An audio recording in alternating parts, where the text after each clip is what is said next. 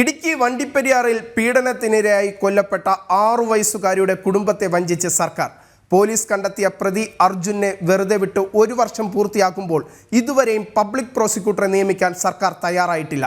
പെൺകുട്ടിയുടെ കുടുംബം നിർദ്ദേശിക്കുന്നയാളെ നിയമിക്കുമെന്നതായിരുന്നു മുഖ്യമന്ത്രിയുടെ ഉറപ്പ്. മുഖ്യമന്ത്രിയുടെ ഉറപ്പ് പാഴ്വാക്കായതോടെ കേസിൽ വാദം തുടങ്ങാൻ പോലും ആയിട്ടില്ല.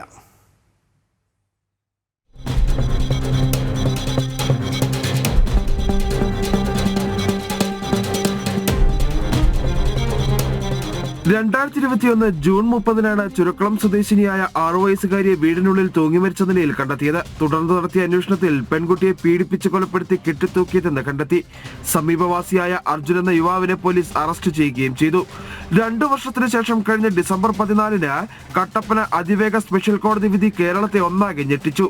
അർജുനെ കുറ്റവിമുക്തനാക്കി ഉത്തരവ് പുറത്തുവന്നു. അന്വേഷണത്തിലെ പോലീസ് വീഴ്ചകൾ ചൂണ്ടിക്കാട്ടിയായിരുന്നു കോടതിയുടെ ഉത്തരവ്. വിചാരണ കോടതി വിധിക്കെതിരെ 7 ദിവസത്തിനുള്ളിൽ കുടുംബം ഹൈക്കോടതിയെയും സമീപിച്ചു. പെൺകുട്ടിയുടെ കുടുംബം നിർദ്ദേശിക്കുന്നയാളെ പബ്ലിക് പ്രോസിക്യൂട്ടറാക്കാമെന്ന് മുഖ്യമന്ത്രി പിണറായി വിജയൻ അന്ന് മാതാപിതാക്കൾക്ക് നേരിട്ട് ഉറപ്പു നൽകിയിരുന്നതാണ്.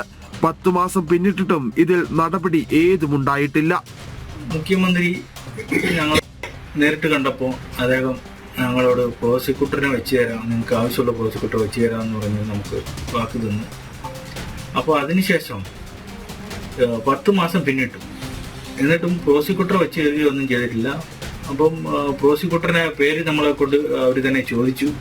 അപ്പോൾ നമുക്ക് ബെറ്റി മൊബൈൽ കൊടുത്തത് രാജേഷ് മേനൻ എന്ന് പറഞ്ഞ സാറാണ്. അദ്ദേഹത്തിൻ്റെ പേര് നമ്മൾ പ്രോസിക്യൂട്ടർ ആക്കാൻ വേണ്ടി തീരുമാനിച്ചു കൊടുത്തു.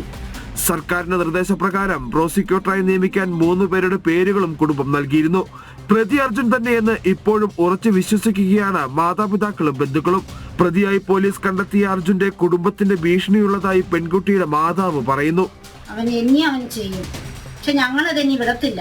അവൻ എങ്ങനെയാലും അവന് ശിക്ഷ വാങ്ങിച്ചു കൊടുത്തിട്ടേ ഉള്ളൂ. കൊല്ലാൻ വരെ അവര് കൊല്ലാനായിട്ട് തീരുമാനിച്ച് കത്തിയൊക്കെ ആയിട്ട് വന്നത്. പക്ഷെ ദൈവം സഹായിച്ച് എന്റെ ചേട്ടന് ഒന്നായിട്ടില്ല. എന്റെ ചേട്ടനെ കൊല്ലുവാണെങ്കിൽ ഈ കേസിന്റെ പുറകെ പോകാൻ ആളില്ല. അതിനു വേണ്ടിയിട്ടാണ് അങ്ങനെ ചെയ്യുന്നത്. പോലീസിന്റെ വീഴ്ച മൂലമാണ് വിചാരണ കോടതിയിൽ നിന്ന് പ്രതി രക്ഷപ്പെട്ടതെന്ന് തെളിയിക്കാനാണ് കുടുംബം ശ്രമിക്കുന്നത്.